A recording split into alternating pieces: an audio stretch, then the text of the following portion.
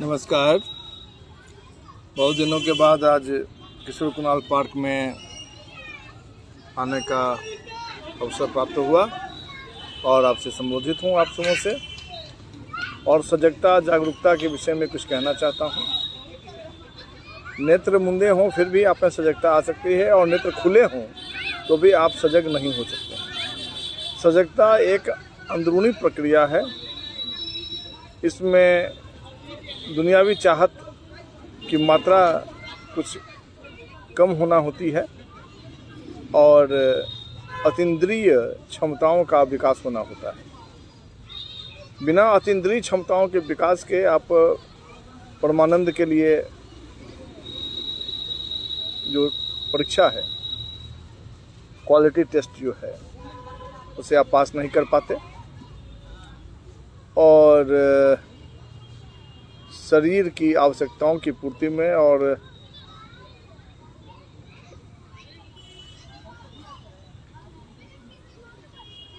रह जाते हैं आप।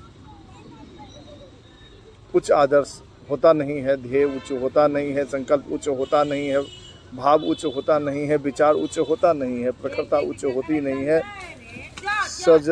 सबलता उच्च होती नहीं है, सबलता उच्च होती नहीं है, आदर्श उच्च होते जब नहीं है तो कुछ भी उच्च नहीं होता है। तो निम्न प्रवृत्तियों के साथ आप कहाँ तक दौड़ेंगे, कहाँ तक भागेंगे और कहाँ तक जो एकीकरण की एक प्रक्रिया है, जो पूरे विश्व को एक सूत्र में बांधने की जो प्रक्रिया है, जो परमात्मा की जो श्रृंखला है, उससे आप कैसे जुड़ पाएंगे?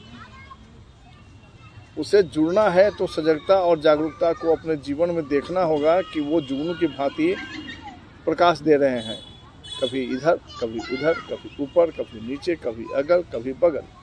तो उससे जुड़ जाना होगा, पकड़ना नहीं होगा, सिर्फ जुड़ जाना होगा, अनुसरण करना होगा और शुद्ध भावधारा में, चेतन भावधारा में, चैतन्य भावधारा में, प्रबल भावधारा में, आत्म भावधारा में,